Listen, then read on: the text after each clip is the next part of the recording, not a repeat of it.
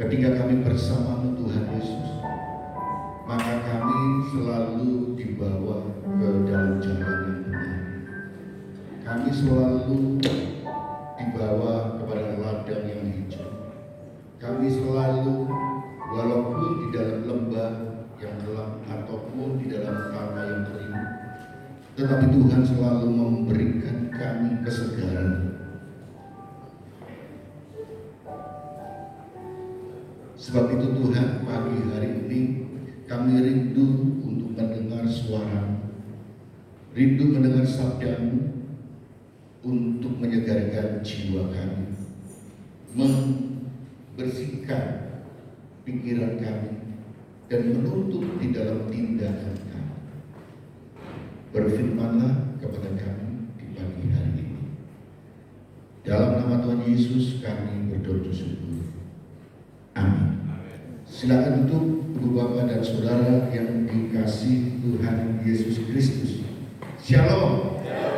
Shalom. Puji nama Tuhan. Ada berani kasih sekali, puji Tuhan. Oh, ada Stephen, ya. Puji Tuhan. Suatu hal yang luar biasa. Banyak saudara-saudara kita. Ada sebagian yang sudah mudik, ada sebagian yang baru persiapan mudik, ada yang baru mau pergi mungkin siap-siap nanti kemana liburan, Lumajang, rumah-rumah di Raga, ya, di Bilang. Nah, saudara, tetapi kita patut kita bersyukur apapun yang kita lakukan, bahwa ketika kita diberi kesempatan untuk kita bergerak ataupun kita diberi anugerah untuk menikmati berkat Tuhan, mungkin healing ataupun kita holiday, itu sesuatu adalah berkat Tuhan. Jadi kita tidak bisa untuk dia bisa jalan, kita tidak bisa. Yang penting adalah kita bisa menikmati bersama. Di mana-mana kita bisa.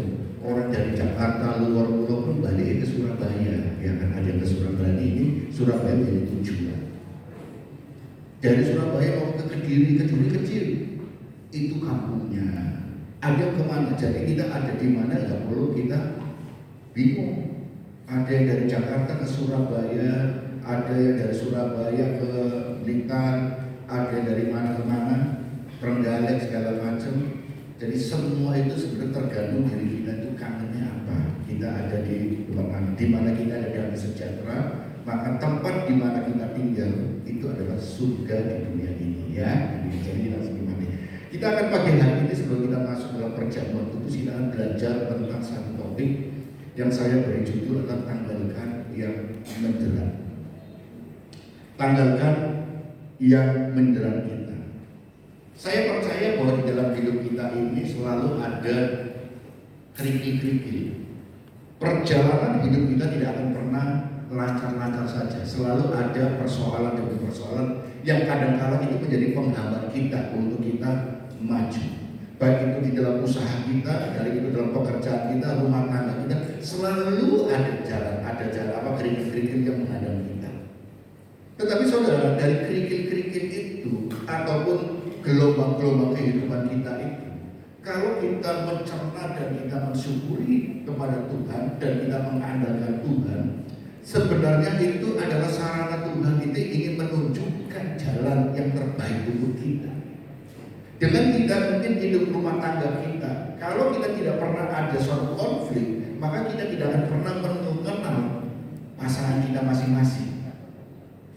Kalau kita tidak pernah mungkin dalam pekerjaan, kalau kita tidak pernah ada kesulitan demi kesulitan, maka kita tidak akan pernah untuk naik level, usaha kita semakin berkembang.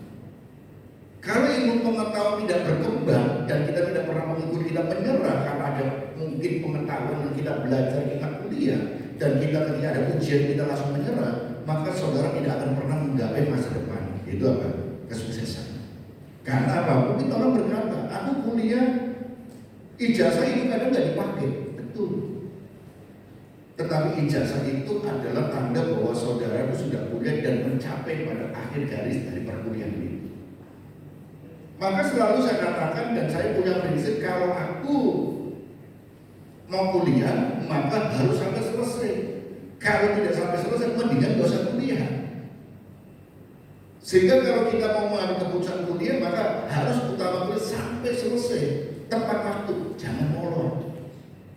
Orang molor memang tidak menunjukkan bahwa itu bodoh, tetapi orang yang molor kuliahnya, waktunya, menunjukkan bahwa pribadinya tidak bertanggung jawab, kurang tanggung jawab dan kurang disiplin. Padahal kita di dalam Tuhan, dalam disiplin itu penting untuk kita dapat kelapangan. Oleh karena itu, saudara, apapun yang menjerat kita, mari kita tinggalkan bersama-sama. Supaya jalan kita ini tidak ada beban, perjalanan kehidupan kita tidak ada kerikil, perjalanan hidup kita tidak ada gelombang, perjalanan hidup kita walaupun itu ada, itu tidak akan menjadi penghambat kita. Justru semua penghalang itu bisa menjadikan kita naik level, saudara. Kita lihat di dalam Ibrani pasal 12 ayat 1 dan 2, saudara. Saya akan bacakan firman Tuhan. Ibrani pasal 12 ayat 1 dan 2. Karena kita mempunyai banyak saksi bagaikan awan yang mengelilingi kita, marilah kita menanggalkan semua beban dan dosa yang merintangi kita dan berlomba dengan tekun dalam perlombaan yang diwajibkan bagi kita. Marilah kita melakukannya dengan mata yang tertuju kepada Yesus yang memimpin kita dalam iman dan yang membawa iman kita itu kepada kesempurnaan, yang dengan mengabaikan kehinaan tekun memikul salib ganti sukacita yang disediakan bagi Dia yang sekarang duduk di sebelah kanan tahta Allah. Penulis Ibrani ingin menjelaskan bahwa surat ini ditulis oleh penulis, ya banyak ahli yang mengatakan penulis itu siapa, tidak ada yang menyebut dengan pasti. Karena apa? Ada menyebut penulis Ibrani itu adalah Paulus, ada yang menyebut penulis Ibrani adalah Petrus, ada yang menyebut nama-nama lain.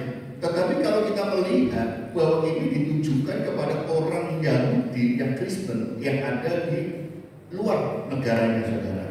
Sehingga mereka mengenal tentang apa arti berkorban, mereka mengerti arti di dalam dia ini beribadah. Sehingga kalau kita melihat pemahaman tentang Yahudi itu sangat melekat kepada mereka. Nah, ketika mereka menjalani kehidupan di tanah seberang, bukan di tanah leluhurnya, tapi di perantauan, ada persoalan-persoalan yang dihadapinya, dan inilah yang menjadi penghalang di mana dia itu untuk boleh bertumbuh. Yaitu apa? Seringkali yang menjerat kita adalah masalah keluarga. Di perantauan mereka mengalami masalah keluarga, padahal kalau kita jujur, orang Yahudi itu keluarga itu menjadi hal utama. Tetapi ketika di perantauan, dia melihat lingkungan sekitar, budaya sekitar itu banyak hal. Di mana ketika dia ada tinggal di negara-negara yang kulturnya adalah bebas seks, ya seks bebas, maka mereka terpengaruh dengan kebebasan ini. Terpengaruh oleh apa? Minum ini pesta-pesta miras, padahal dalam Yahudi tidak boleh mabuk, tetapi karena lingkungan maka jadi pengaruh. Akhirnya berdampak kepada keluarga. Keluarga menjadi masalah. Atau masalah-masalah yang lain yang berhubungan dengan keluarga itu sangat menjerat masalah dalam keluarga. Dan terkadang karena masalah keluarga membuat kita ini jauh dari Tuhan. Sehingga ini menjadi suatu problem bagi kita khususnya saya, saudara semuanya adalah apa? Bagaimana itu menjadi satu seharga keluarga itu menjadi tempat komunitas untuk mendukung kita untuk maju, komunitas untuk menjadi tempat kita untuk berkembang berkarya, mendapatkan support dari saudara-saudara kita, dari suami kita, istri kita, anak-anak kita, papa kita, mama kita. Tetapi justru keluarga ini membuat kita semakin terpuruk. Karena apa? Rumah tangga, keluarga bukan menjadi surga, tetapi menjadi neraka. Sehingga banyak anak-anak itu mengalami broken home, dia tidak betah di rumah. Banyak keluarga itu akhirnya pecah karena punya masalah-masalah sendiri. Yang kedua, problem yang terjadi adalah masalah pekerjaan. Lingkungan sana, ya kalau kita lihat ini masalah, kalau kita lihat dalam konteks itu adalah karena mereka diaspora, ada di negara-negara lain yang memiliki culture atau budaya yang berbeda-beda, maka pekerjaan itu mereka banyak juga melakukan pekerjaan-pekerjaan yang tidak benar di hadapan Tuhan. Sehingga mereka yang penting dia tidak berbicara hasilnya halal atau tidak, tetapi yang penting aku mendapatkan sesuatu. Kadang dalam pekerjaan juga orang-orang ada iri hati dan segala macam, sehingga kita mengalami suatu pekerjaan itu, usaha-usaha itu menjadi tempat kita berkarir, tetapi tempat kita itu berjuang untuk apa? Mempertahankan diri dari serangan-serangan. Sehingga mainlah di dalam pekerjaan ada politik-politik di dalam pekerjaan. Yang ketiga, masalah yang terjadi adalah masalah studi. Seringkali muncul dalam studi karena kita dituntut untuk lulus dan ditekankan untuk memiliki IPK yang tinggi. Akhirnya anak itu berjuang dengan luar biasa sampai mendapatkan beasiswa dan IPK yang tinggi, tanpa mereka dengan berbagai macam cara akhirnya menghalalkan cara untuk mendapatkan IPK tinggi itu dengan mungkin nyontek saudara. Dan ini banyak dialami saudara. Jangan berpikir sekolah teologi itu tidak ada yang nyontek saudara, ada saudara. Dan saya jujur mengalami juga. Saya waktu SMA kalau nyontek sering saudara. Kalau sekolah itu kalau ujian dari saya sekolah SD itu ranking, tapi ketika saya mengenal nyontek akhirnya malas belajar. Nah ketika malas belajar nilainya sudah amburadul. Karena saya berpikir apa? Gampang tinggal buat contekan, nyontek aja. Tetapi dampak bagi saya pribadi adalah apa? Malas. Dari saya suka belajar membaca, akhirnya saya jadi malas untuk belajar karena menyampaikan contekan aja selesai. Dan ini berdampak kepada saya. Dan ini yang menjadi. Dan ketika kita contek, kita menunjukkan kita ini tidak jujur. Sehingga ketika saya mengambil keputusan sampai lulus SMA, mungkin orang-orang lulus SMA, kamu lulus apa lolos? Kan ada dua istilah ya kan, lulus atau lolos. Nggak tahu. Yang penting aku kan apa? Selesai sekolahnya dapat ijazah gitu kan. Ketika saya mau ambil kuliah, saya berpikir aku ingin apa? Mengubah kehidupanku dari yang senang nyontek menjadi orang yang tidak mau nyontek. Sehingga ketika saya ambil keputusan itu, semangat belajarnya tumbuh lagi, saudara, baca itu kan, mau baca lagi. Nah, sehingga kita memperbaiki. Nah, tetapi pengaruh lingkungan di kampus saudara, kuliah, ujian, teman-teman juga nyontek saudara. Akhirnya saya itulah godaan iman saya untuk menyontek atau tidak. Tapi untung saya adalah orang yang tahan uji penguasaan diri saudara. Jadi bukan nyontek keberhasilan mereka boleh, tetapi nyontek yang hal yang mencuri yang itu. Nah, maka selalu saya kalau di samping setelah itu saya mulai mengajar, saya tidak pernah kalau ujian atau apa, saya selalu open book daripada jatuh di dalam pencobaan. Saya selalu ujian apa? Open book sudah.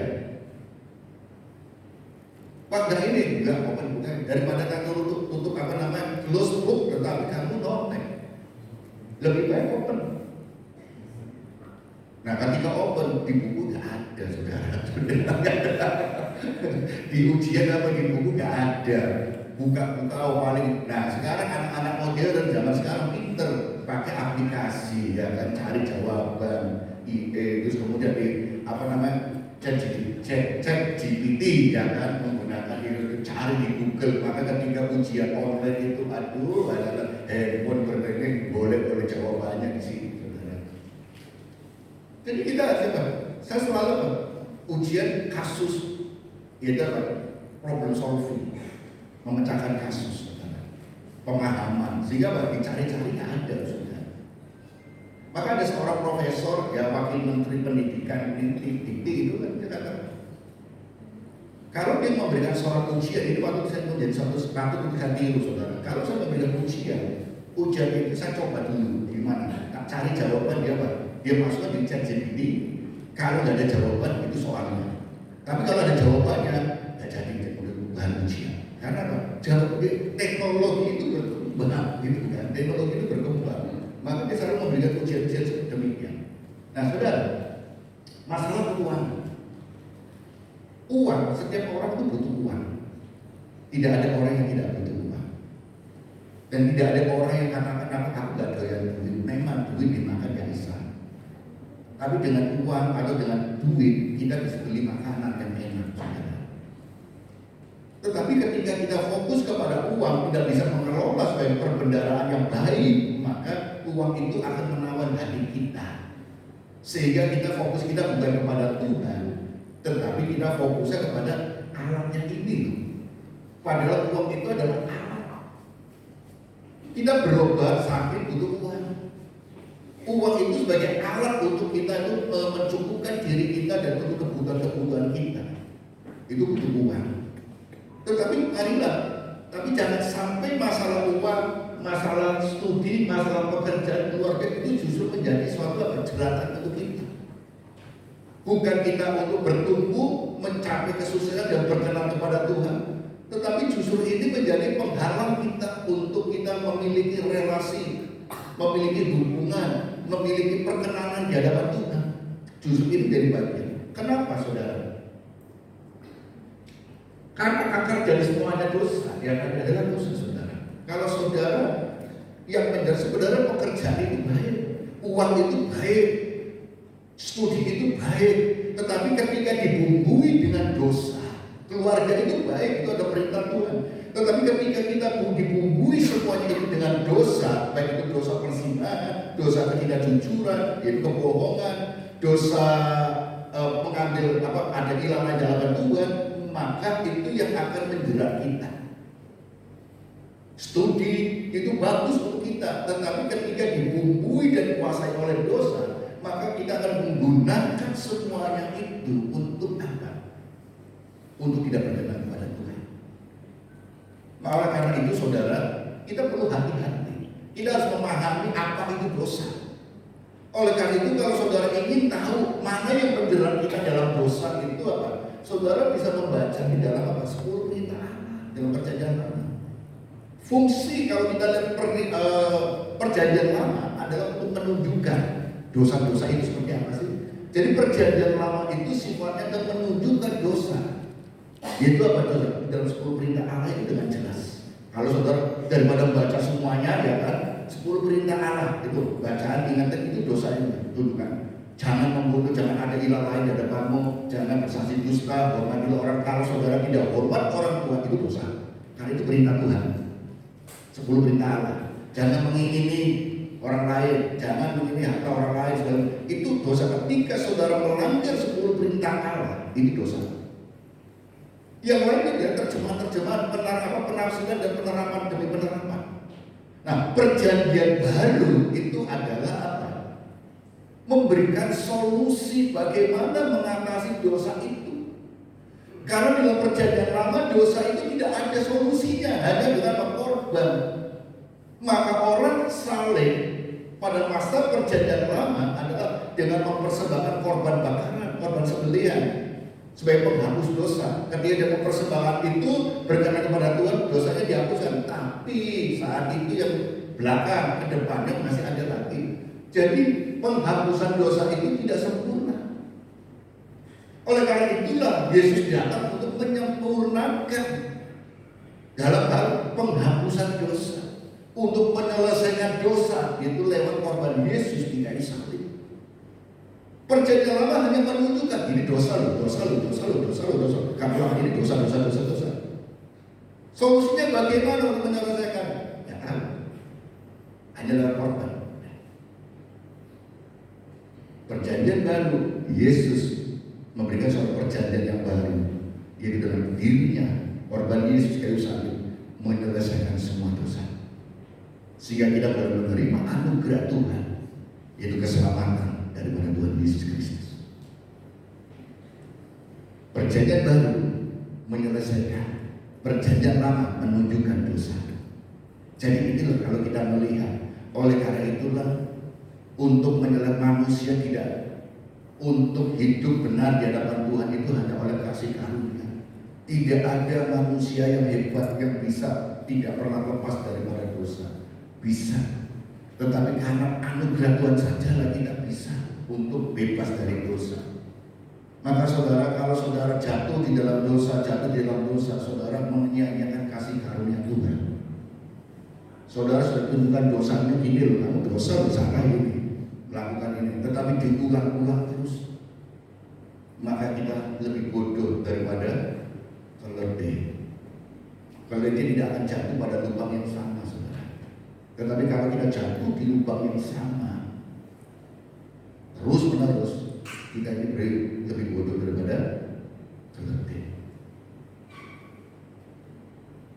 Itu yang harus menjadi suatu evaluasi.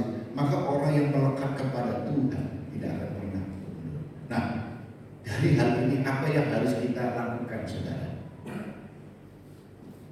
Yang pertama adalah hidup adalah sebuah perlombaan.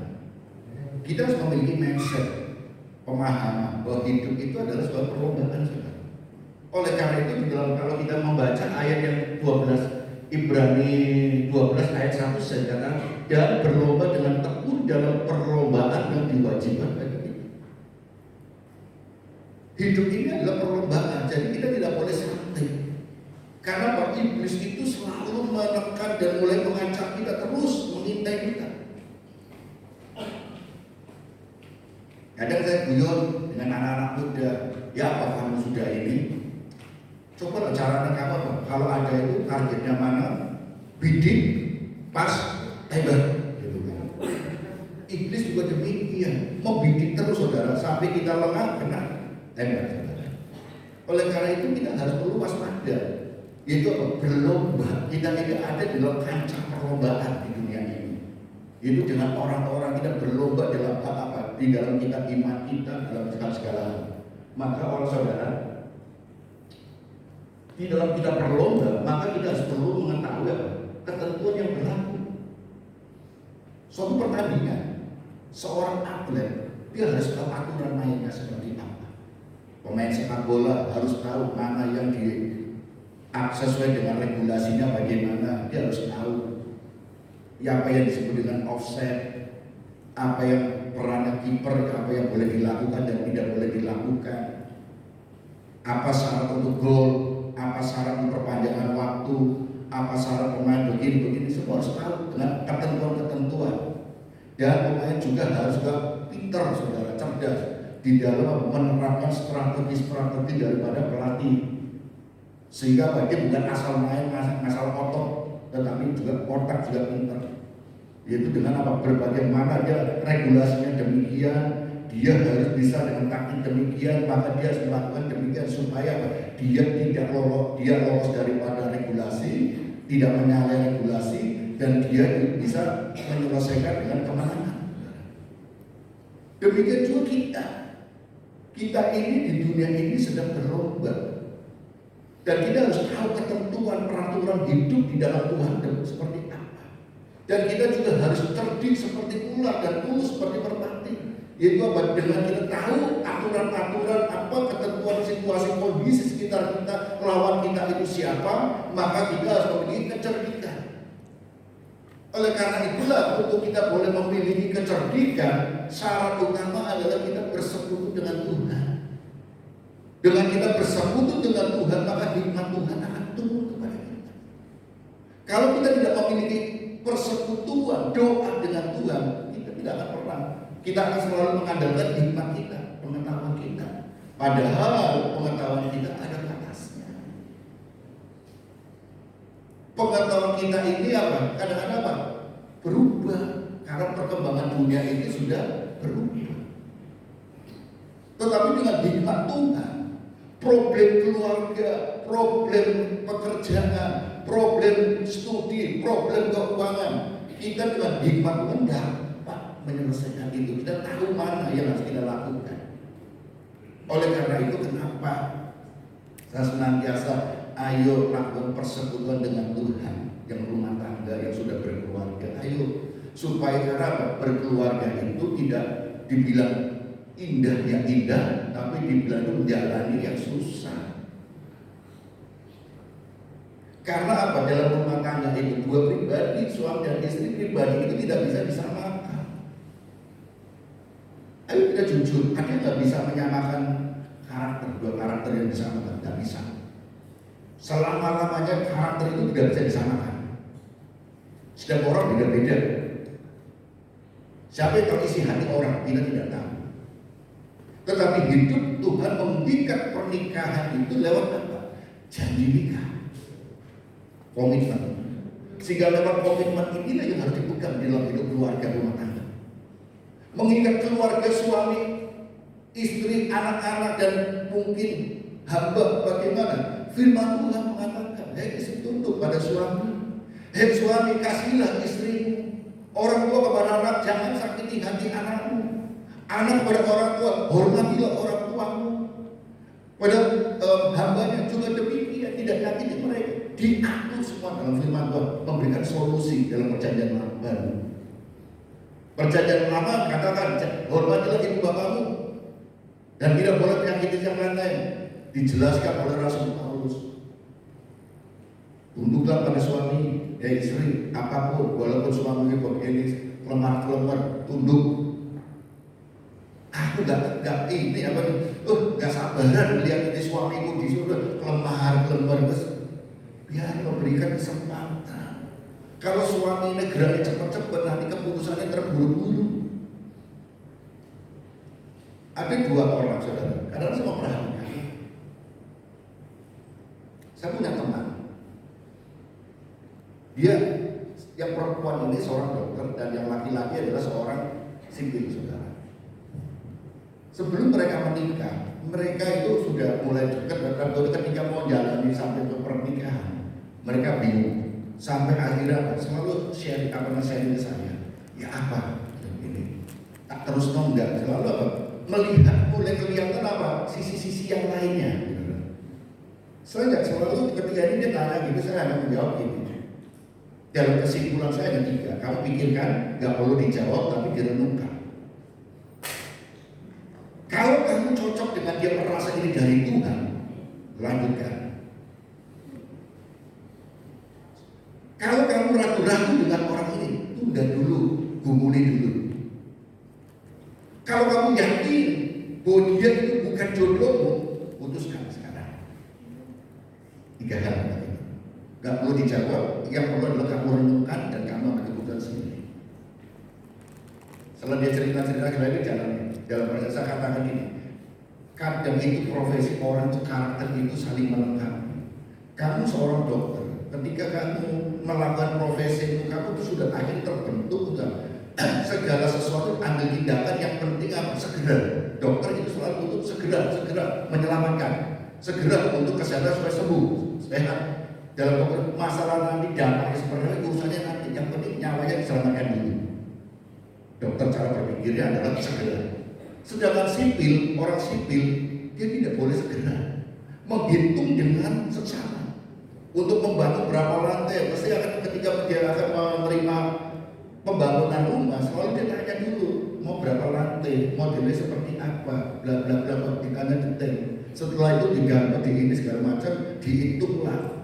Kalau kamu berapa lantai, tingginya berapa meter, ya kan ini nanti apa? Pondasimu itu berapa, kedalamannya, ini dihitung dengan teliti, saudara. Biayanya, semua pembutuhan bahan-bahan apa, nggak suka terus bangun seperti beres ini. Akhirnya dananya membengkak. Sipil harus dengan hati-hati begitu. Satu, dari kekuatan bangunan itu harus dibangun seperti apa? Dia harus teliti. Kedua, menghitung pembiayaannya, dia harus teliti, jangan sampai membengkak. Karena apa? Orang membangun itu kadang-kadang menghitungkan anggarannya berapa dia punya. Kalau tidak dihitung dengan bijaksana, maka pemborongan, maka sipil ini akan selalu rugi dan rugi. Kamu kalau memang bersatu, kalau kita dari sisi ini saya katakan saling melengkapi. Kamu sebagai dokter sifatnya segera, suamimu yang sipil sifatnya apa? Teliti. Sehingga saling melengkapi. Puji Tuhan, lancar jaya saudara. Maka yang penting itu adalah apa? Bukan menyamakan karakter atau pribadinya, tapi berpegang pada komitmen itu loh yang penting. Komitmen ketika ada dalam perjanjian, janji nikah itu mengucapkannya di hadapan jemaat, di hadapan Tuhan, di hadapan keluarga semua. Ini yang komitmen itu harus dipegang, janji nikah itu komitmen. Ketika komitmen dibacakan, kita berjanji di hadapan Tuhan, ini aku akan menerima engkau sebagai istriku, baik senang maupun susah, baik ini begini, pegangan itu akan lancar saudara. Karena kerikil pasti ada. Tidak ada pembenar untuk kita melakukan, aku ini begini, istriku ada, istriku gak mengurusi aku sehingga gini. Jadi aku manusia, aku gak bisa ini saudara. Kita sebagai orang percaya, yang kita katakan aku gak bisa karena ini godaan ini di luar khilaf segala macam, segala alasannya khilaf saudara. Saya katakan, kalau kita dekat dengan Tuhan, ada Roh Kudus. Roh Kudus inilah yang akan menunjukkan kita dan menguatkan kita dan menegur kita ketika kita keliru, saudara. Jadi jangan kita mengandalkan, kita bersandar kepada apa? Kemanusiaan kita. Ya wajar lah, kita kan masih manusia, masih dari roh, daging dan darah, sehingga ada kelemahan begini, betul. Tapi kita itu berbeda karena kita ada Roh Kudus di dalam hati kita, dan inilah yang akan menunjukkan kepada kita, menguatkan kita apa yang harus kita lakukan yang sesuai dengan firman Tuhan. Oleh karena itulah saudara, pengetahuan kita tentang peraturan itu firman Tuhan. Saudara harus banyak belajar firman Tuhan. Saudara harus banyak untuk membaca dan merenungkan firman Tuhan. Karena ini yang akan menjadi standar cermin bagi kita ini, cermin diri kita dan standar hidup kita. Kita tahu mana yang boleh dan mana yang tidak dari firman Tuhan. Kita tahu yang kategori dosa, standarnya apa, yang disebut dengan dosa. Ada semua 10 perintah Allah. Nah ini yang menjadi standar kita. Kalau kita tidak pernah tahu membaca firman Tuhan, ketentuan dan peraturannya seperti apa, yang diamalkan, kalau kita melanggar peraturan Tuhan, maka itu dosa.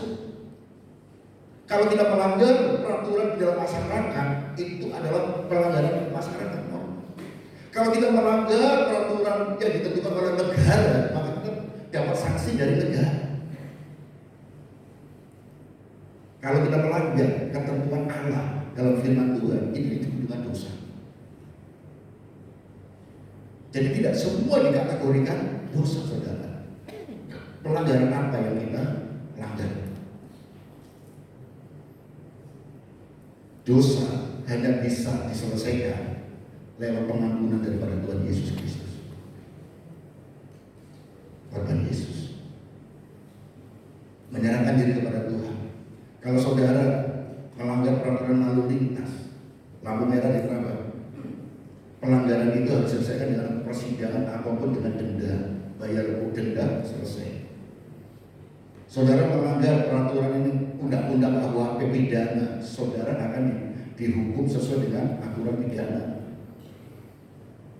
Ya, di pengadilan diputuskan, dituntut, diputuskan, jalani hukuman itu. Tetapi kita lihat hukum di dunia ini bisa direkayasa, saudara. Tapi pelanggaran terhadap hukum Tuhan tidak bisa diselesaikan dengan rekayasa, dengan apa yang saudara punya, tidak bisa. Kecuali saudara mendekat, bertobat kepada Tuhan, itu bisa diselesaikan. Nah, korban Yesus di kayu salib. Maka melekat kepada Tuhan itu kan. Kedua, berlatih, saudara. Dalam pertandingan, perlombaan, seorang atlet itu harus berlatih. Tidak ada orang yang selalu kuat terus instan langsung sukses, tidak ada. Tetap ada proses yang harus dijalani. Oleh karena itulah saudara harus mau diproses. Proses itu tidak gampang. Proses itu butuh apa? Butuh kekuatan mental. Saudara gagal hari ini, jangan menyerah, ulangi lagi. Saudara mungkin ketika kita belajar untuk sabar, oh gagal aku, terus lagi. Saudara ingin belajar rendah hati, oh kita bisa rendah hati, oh enggak, aku nggak bisa ini. Oh ada orang ini, oh mulai sadar nggak sadar. Karena apa? Untuk berlatih itu nggak gampang. Tetapi kalau terus-terusan kita latih, akhirnya jadi kebiasaan. Kebiasaan dilakukan terus-menerus, akhirnya menjadi gaya hidup, saudara. Memang kita untuk berubah nggak gampang. Seperti ada yang kata, mungkin ada kita, saudara kita yang mau berhenti rokok, itu nggak gampang, saudara. Nggak gampang untuk berhenti rokok. Tetapi ketika dia berlatih terus dengan tidak pernah menyerah, akhirnya apa? Bisa. yang merintangi kita, ayo kita tinggalkan. Mungkin ketika kita ingin meninggalkan, itu akan merintangi, itu kadang-kadang membuat kita gagal. Gak bisa, susah ini. Mungkin belum bisa langsung jalan semua. Gak apa, dulu lagi. Yang penting niat kita, kemauan kita loh yang penting itu loh. Semangat bersama dengan Tuhan, tidak ada yang gak bisa kok. Pasti bisa kalau kita bersama dengan Tuhan ada. Kecuali kita mengandalkan kekuatan kita, kehebatan kita, uang kita, pasti nggak akan bisa.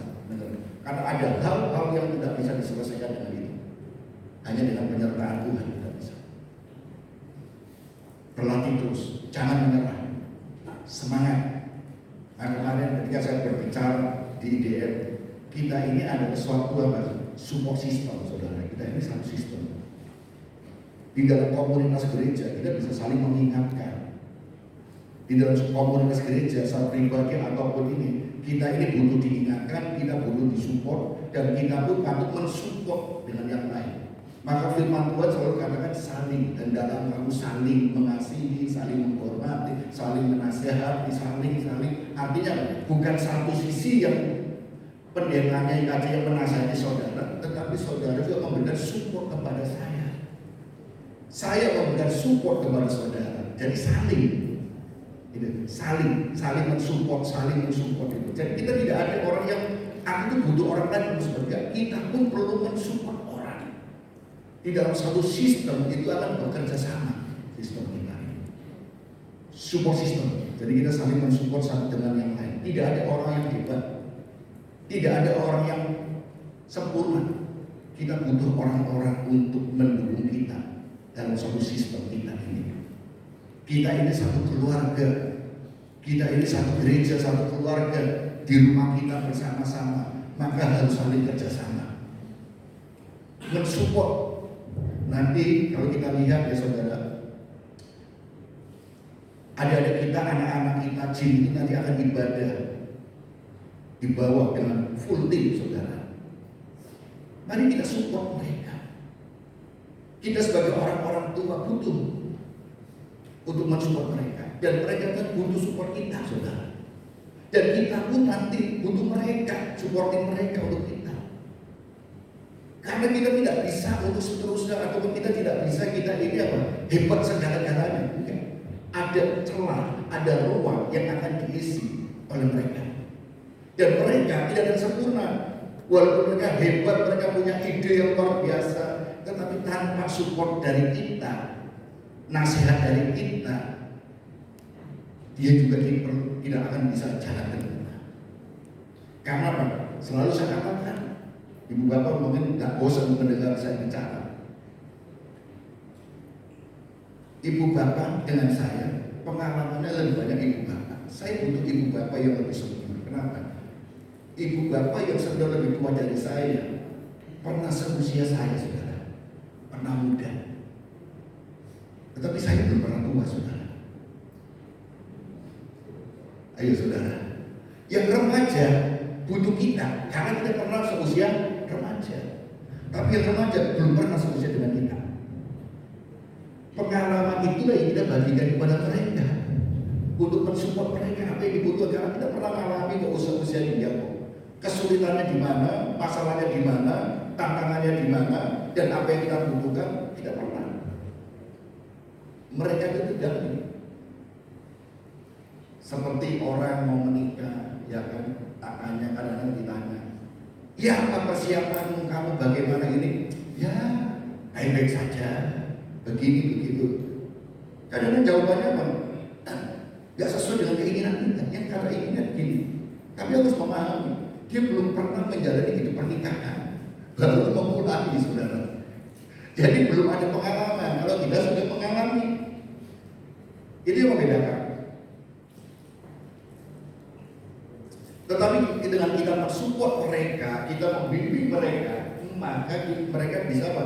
Dengan belajar. Karena apa? Ada tujuan yang ingin mereka capai, saudara. Dalam berlatih ada disiplin dan tujuannya apa? Upah, juara. Di dalam Tuhan kita mengiring Tuhan ada upah yang akan kita terima. Maka itu yang harus menjadi bagian kita lakukan.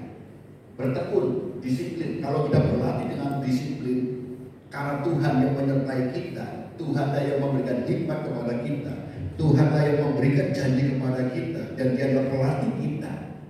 Saya yakin dan percaya, walaupun kita jatuh, kita tidak akan sampai putus asa. Kita mulai bangkit lagi untuk berjalan lagi. Walaupun kita mungkin mengalami cedera, tanda kutip, tapi cedera itu bukan segala-galanya untuk kita berhenti, tapi kita pulihkan, berjalan lagi, berjuang lagi. Karena disiplin itu, ketika kita mungkin ada pelanggaran, kita disiplinkan, ada sanksi. Bukan membuat kita itu lemah, tetapi disiplin itu tujuannya untuk kita itu berdiam diri, untuk kita mengkoreksi diri kita, evaluasi diri kita, sehingga kita menjadi pribadi yang kuat. Karena disiplin itu, pendisiplinan itu tujuannya untuk membangun kembali, saudara. Jadi kalau kita berbicara orang yang melanggar peraturan, didisiplinkan, itu adalah dampak dari pelanggaran. Tetapi pelanggaran itu ketika kita mendisiplinkan, tujuannya adalah untuk menunjukkan kesalahanmu di mana loh. Terus kemudian supaya kamu bangkit kembali. Saudara, kalau mendidik anak-anak juga demikian. Orang tua tidak tidak mungkin langsung anak itu langsung apa dipukul cepat apa. Kalau sedikit pelanggaran dipukul, sedikit pukulan itu menjadi sesuatu kebiasaan biasa bagi dia, bukan sesuatu efek jerah untuk dia. Tetapi yang penting ketika anak kita punya pelanggaran atau kesalahan atau kekeliruan, tunjukkan juga kesalahannya di mana, dan jangan dipermalukan depan orang-orang, supaya dia juga orang itu punya harga diri. Panggil, bila perlu kan dia disiplinkan, tapi tujuan dulu kesalahanmu di mana. Kalau tahu kesalahan di mana, ayo perbaiki. Karena kalau kita hanya menghukum dengan tidak memberikan pengetahuan, menyadarkan dia tentang kesalahannya, dia akan mengulangi lagi. Tetapi memang ada yang mengulang lagi, ditegur, dinasehati, ditunjuk, iya, tapi dilakukan lagi. Tunjukkan lagi, iya, tunjukkan lagi. Ya kita hanya katakan, ya sudah. Kalau terus-terusan Alkitab katakan, ya serahkan pada iblis aja. Ya kan gitu kan. Berulang-ulang ya serahkan, kita berusaha untuk ya sudah. Tetapi anak, kita nggak boleh menyerah untuk mendidik mereka, karena ini generasi kita. Generasi kita harus kita persiapkan. Yang kedua, saudara, yang pertama adalah hidup ini adalah perlombaan. Kedua adalah perhatikan apa yang kita pikirkan, untuk kita bisa meninggalkan dosa-dosa. Pikiran kita ini harus kita pikirkan. Bagaimana? Di ayat yang ketiga, saudara, di ayat yang ketiga, perhatikan demikian, di ayat yang ketiga. Ingatlah selalu akan Dia yang tekun menanggung bantahan yang sehebat itu terhadap dirinya dari pihak orang-orang berdosa, supaya jangan kamu menjadi lemah dan putus asa. Fokus, perhatikan apa yang kita pikirkan. Segala sesuatu melihat dari dasar pikiran kita, bukan mata. Memang mata yang bisa, kalau mata bukan sekali, kalau orang matanya itu nggak bisa melihat, apakah dia tidak jatuh dalam dosa? Bisa. Karena pikiran itu menghayal macam-macam. Firman Tuhan, kalau kita melihat orang senantiasa kita belajar firman Tuhan, khotbah-khotbah di YouTube, menjadi perdebatan, itu hanya untuk menyentil pikiran kita. Kalau kita menggunakan pikiran kita saja untuk mencerna itu, akhirnya kita akan berbicara logis dan tidak logis, rasional dan tidak rasional, untung dan rugi, saudara.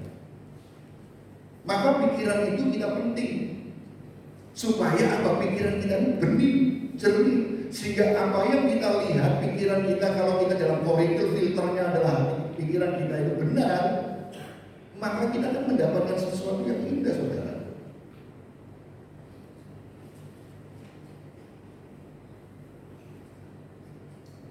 Pikiran kita itu menentukan siapa kita. Di dalam Amsal katakan demikian, sebab seperti orang yang membuat perhitungan dalam dirinya sendiri, demikianlah ia silakan makan dan minum, katanya kepadamu, tetapi dia tidak tulus hati terhadap. Pikiran itu menentukan, saudara, siapa kita ini. Sebab sebagai orang yang membuat perhitungan dalam dirinya sendiri. Jadi pikiran itu menentukan siapa kita. Kalau kita pikirannya itu jahat, pikirannya kita selalu berbicara untung dan rugi, cuan terus, akhirnya terjadi apa? Diri kita ini adalah pribadi yang selalu berbicara oportunis, keuntungan. Kita nggak boleh. Memang kita perlu di dalam hidup kita untuk sukses selalu kita harus membaca peluang. Ada peluang ya, opportunity-nya ada nggak? Tetapi kalau kita hanya berpegang pada opportunity terus, peluang-peluang yang didapatkan, maka saudara akan bergaul dengan orang yang mendatangkan apa untuk saya, keuntungan untuk saya. Selalu ukurannya saya, apa yang aku dapatkan? Aku bergaul dengan ibu bapak, taruhlah di sini saya bergaul dengan Pak Joni, mungkin saya juga bergaul dengan Stephen, ya kan? Aku bergaul dengan Pak Tony, saya lihat dengan Pak Tony Laundry, ya kan? Sini Pak Tony ada dua, Tony Laundry, Tony Sultan, saudara, ya. Jadi kita panggilannya untuk membedakan. Saya bergaul dengan Pak Tony Laundry. Selalu nanti akan berpikir apa? Jadi cerita tentang apa? Usahanya, tentang laundry-nya. Saya nggak ngerti hitung-hitungan seperti itu, saudara. Tetapi kita bisa ketika kalian saudara bisa bergaul dengan beliau, maka apa? Jiwa bisnis kita ini muncul, saudara, ya kan? Karena hitungan-hitungan bisnis. Saya bergaul dengan Tony Sultan, selalu apa? Bukan hitung-hitungan bisnis lagi yang dibicarakan. Saya nggak akan bisa bicara apa? Angka bisnis saya, pemikiran bisnis saya itu tidak akan terasa. Tetapi selalu apa? Dengan apa? Kita itu menjadi orang yang lugu, saudara. Kemana? Ke Dubai. Naik pesawat sewa, orang yang nggak tahu ya percaya aja, saudara. Ya kan? Banyak orang yang kecelik, oh sungguhan loh ini mau berangkat lagi, terbang lagi semua orang. Lama-lama, oh ini Ika pernah guyonan tok ini, ya kan? Orang berpikir. Maka saya harus jaga jarak dengan Pak Tony. Karena apa? Saya nggak mau jadi terpengaruh. Aku harus menjaga saya, saudara, ya kan? Karena dia itu nanti akan membawa kita kepada selalu Pak guyonan. Maka saya menjaga dengan Kosugi, Rodi, supaya aku tidak menjadi kelompok lawak, saudara, di sini, ya kan? Karena kita suka guyon-guyon, di mana kita bergaul, saudara. Pikiran kita akhirnya terputar. Yang kedua, saudara, pikirkan hal-hal yang baik. Kalau saudara selalu memikirkan yang curiga, maka kalau saudara ingin menghargai orang, jangan lihat orang itu dari sisi negatifnya. Kalau orang ingin dihargai, kita ingin dihargai orang, kita belajar menghargai orang dengan memandang sisi baik. Karena kalau kita melihat orang dari sisi jeleknya, saudara tidak akan pernah bisa menghormati orang. Kenapa? Dia lebih rendah daripada saya. Tidak akan merendahkan dia. Tetapi kalau kita melihat orang dari sisi baiknya, kelebihannya, maka kita akan apa? Akan menghormati karena aku bisa belajar dari kelebihannya dia. Jarang orang belajar dari apa? Kejelekannya, saudara. Jarang. Walaupun itu bagus untuk kita harus melihat itu, tetapi orang dari apa yang aku dapatkan dulu. Tidak melihat apa, jangan sampai ini kejelekannya mempengaruhi saya. Yang kita harapkan adalah kebaikannya itu, kelebihannya itulah yang mempengaruhi saya. Itu secara natural. Walaupun cara belajar kita hidup ini, apa kita bisa belajar dari sisi negatifnya, kekurangannya supaya kita tidak mengalami hal yang sama. Kelebihannya supaya kita bisa belajar dari kelebihan-kelebihannya dia. Itu sempurna. Tetapi banyak orang itu belajar itu orang itu dari kelebihan. Kekurangannya kita tidak mau ketika kekurangan tahu kita tahu kurang ini kita menjaga jarak karena jangan sampai kekurangan itu, kejelekan itu mempengaruhi saya. Saya ingin hidupku dipengaruhi oleh kelebihan-kelebihan itu ya. Ini adalah natural, saudara. Maka pikirkan yang baik. Kalau kita terbiasa memikirkan yang baik-baik, maka kita akan terbiasa memandang orang itu dengan rasa hormat dan menghargai orang. Maka saya selalu bilang ini kalau penghiburan, ya pemakaman, saya selalu katakan manusia tidak ada yang sempurna. Demikian juga almarhum atau almarhumah, tidak ada yang sempurna, pasti ada keterbatasan, ada sisi baiknya, kelebihan dan kekurangannya. Mari kita sebagai orang yang mengasihi Tuhan selalu ingat kebaikan-kebaikannya. Kejelekannya, kekurangannya kubur dalam-dalam, karena manusia tidak ada yang sempurna, saya pun tidak sempurna. Supaya kita mengasihi orang yang mungkin almarhumah atau almarhum itu dengan apa? Selalu dikenang dalam hidup kita. Karena kita percaya orang ini ada punya jasa dalam hidup saya. Maka ini hari raya, kemudian bersamaan dengan cengbe, ya kan? Kemarin saya bincang-bincang dengan Bapak Supia, ya kan? Habis bawa pagi, dulu ngobrol masalah bagaimana tentang pemakaman segala macam. Saya katakan pekuburan, pemakaman orang tua keluarga kita itu seperti prasasti. Ada yang katakan bukan candi Pak, enggak, candi itu tempat orang beribadah. Prasasti itu adalah tempat orang menghormati. Jadi di mana orang tua kita dimakamkan itu adalah prasasti untuk kita lihat ini adalah orang yang berjasa di dalam hidupku. Kalau dianggap candi, maka engkau akan beribadah di sini sembahyang, padahal kita tidak boleh sembahyang di kuburan. Jadi kita hanya datang untuk apa? Mengenang.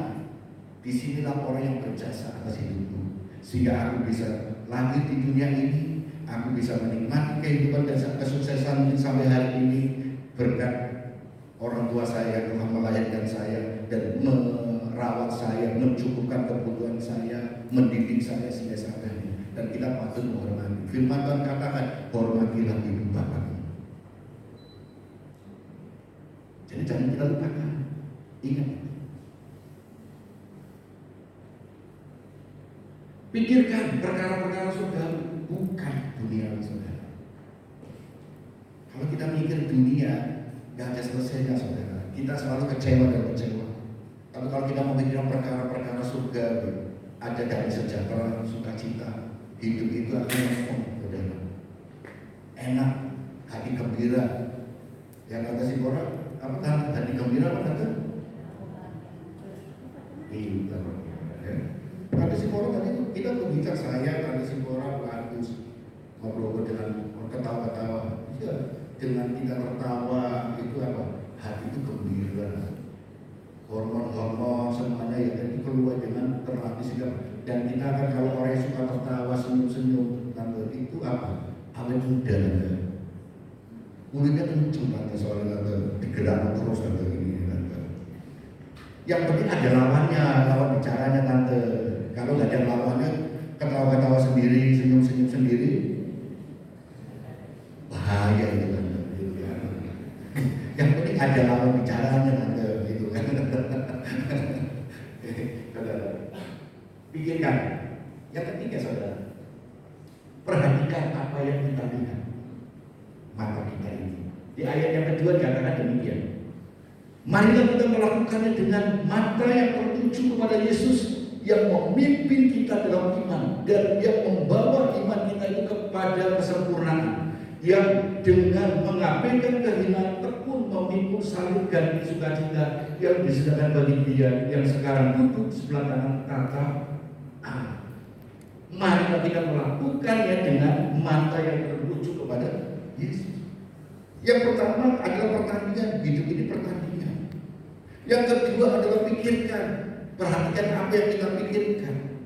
Kalau kita tidak fokus dan kita tidak waspada pertandingan, maka kita akan menjadi orang-orang yang akan lemah, tidak fokus, tidak konsentrasi.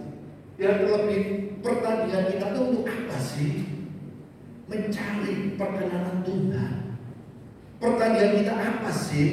Pikiran yang kita perhatikan, pikiran yang tertuju kepada siapa? Supaya kita serupa dengan Kristus. Maka kita fokus kepada pribadi yang menjadikan tujuan kita. Upah kita itu dari mana sih? Dari Kristus. Maka kita fokus ke situ. Siapa yang memberi kekuatan kepada kita, yang menyertai kita? Kristus. Maka kita fokus kepada Kristus. Supaya yang memimpin kita dalam iman dan yang membawa iman kita itu kepada kesempurnaan. Arahkan kita kepada Kristus.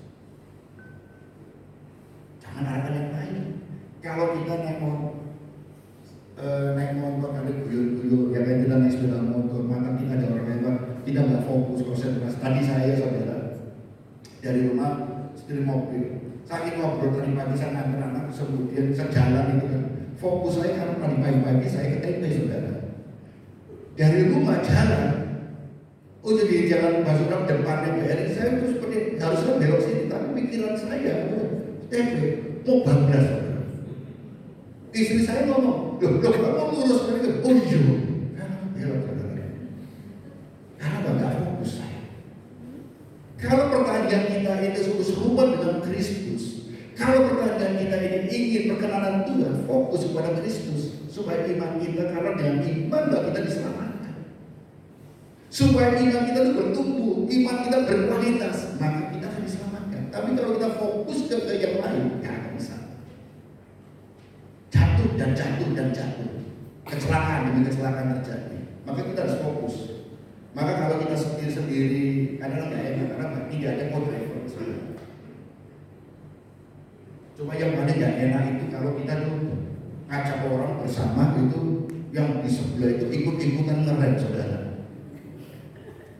Ya kan, kalau kita kursus mobil kursus itu kan enak, rem dan koplingnya kan disejajarkan, diparalelkan kan.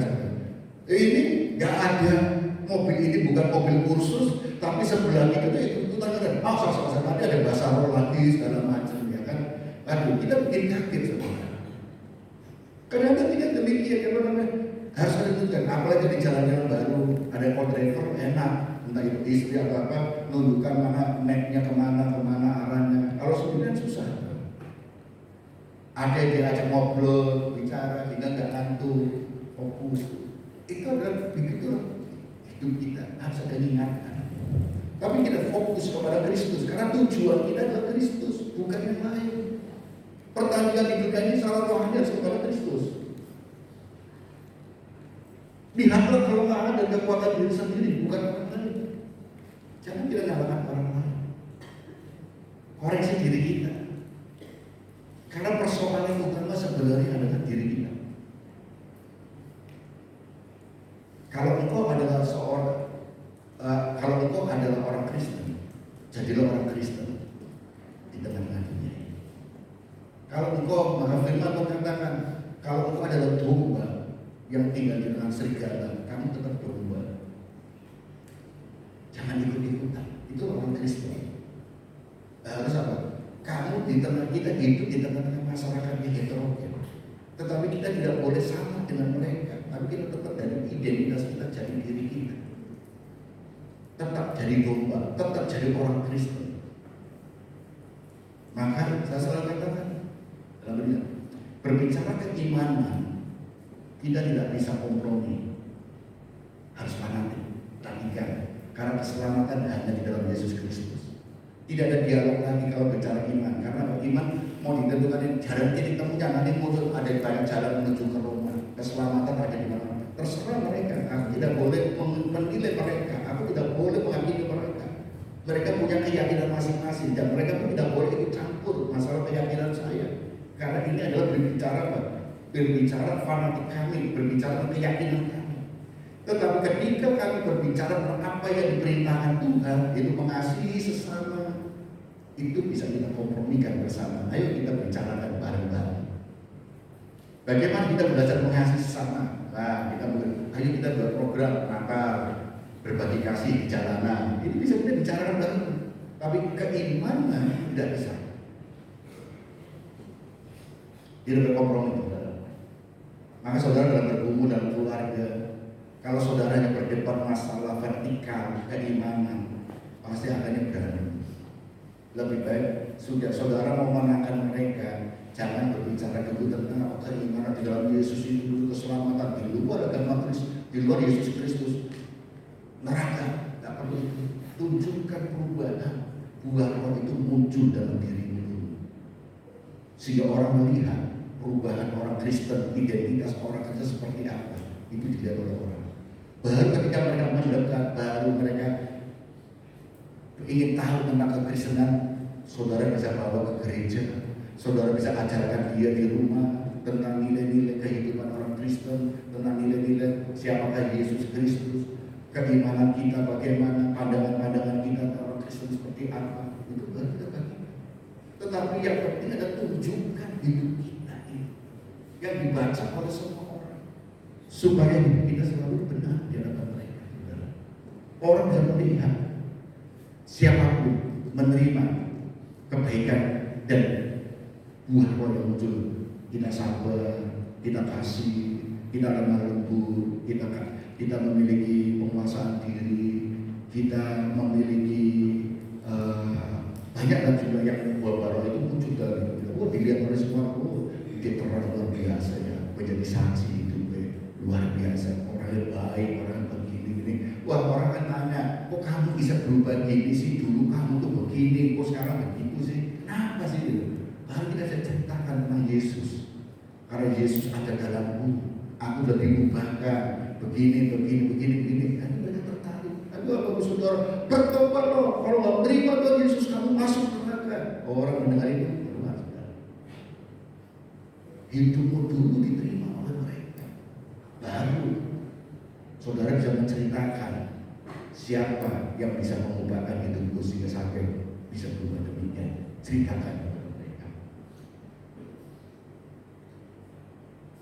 Mampu melihat segala rahasia Tuhan. Jadi saudara fokus kepada Tuhan, maka segala rahasia Tuhan akan disingkapkan kepada kita. Yohanes pasal 15 katakan, jika kita menjadi sahabatnya Tuhan, maka semua akan disingkapkan kepada kita. Kamu bukan lagi hamba, tapi kamu sahabat. Hamba tidak tahu apa yang menjadi rahasia Tuhannya, tapi sahabat tahu apa yang menjadi persoalan Tuhannya, pergumulan Tuhannya.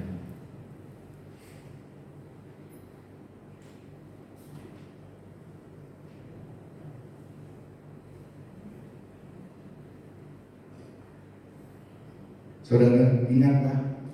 Next slide.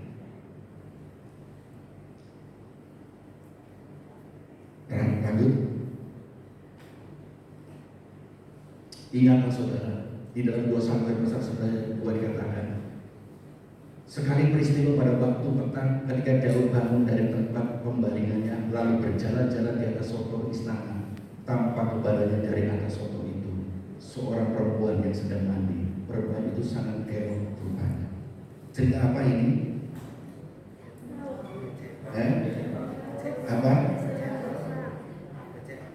Apa? Jatuh dalam dosa, dalam persinahan. Awal mula persinahan dengan Batseba. Karena apa? Hatinya nggak fokus pada Tuhan. Dia jalan-jalan, matanya lihat dia. Ada sesuatu, ya kan? Maka kalau hati pikiran kita jaga baik-baik. Mazmur pasal 17 ayat 2 dikatakan, matamu kiranya melihat apa yang benar. Latih mata kita. Saudara, kalau suka jalan-jalan ke mall, mata kita terlatih lihat yang bagus-bagus. Hari ini bebas, tapi malam dipikir-pikir terus, ya kan? Iki kok disponnya entek ya apa waktune, dipikir dasar hidup. Nah akhirnya jalan akhirnya beli saudara. Mata kita saudara harus kita hati-hati. Pikirkan yang benar, biasa kita latih mata kita melihat saudara, daripada lihat-lihat yang lain, lihat saya aja gak apa-apa gitu kan. Yang dilihat kan semua kan pasti lihat saya dimimbar, semua jatuh ke saya semua gitu kan. Kalau saudara lihat ke belakang, nanti lehernya sakit, ya lihatnya ke depan. Fokus ini. Nah saudara yang asli, inilah yang harus kita pikirkan, yang benar. Di dalam persekutuan kita, dalam ibadah kita, perjalanan kudus ini, apapun yang perintah kita tinggalkan. Karena ketika kita masuk di dalam persekutuan tubuh dan darah Yesus Kristus, kita itu melekat kepada Tuhan. Maka yang merintahi itu harus tanggalkan semua. Dosa apa yang masih mengingat kita, tinggalkan. Saudara, saya beri waktu pada saudara untuk berdoa. Apa yang dilakukan, dosa apa yang masih mengingat saudara? Ayo kita belajar untuk meninggalkan itu, supaya persekutuan kita, relasi kita dengan Tuhan semakin indah di hadapan Tuhan. Ayo kita berdoa bersama-sama. Saya undang layan Tuhan maju ke depan.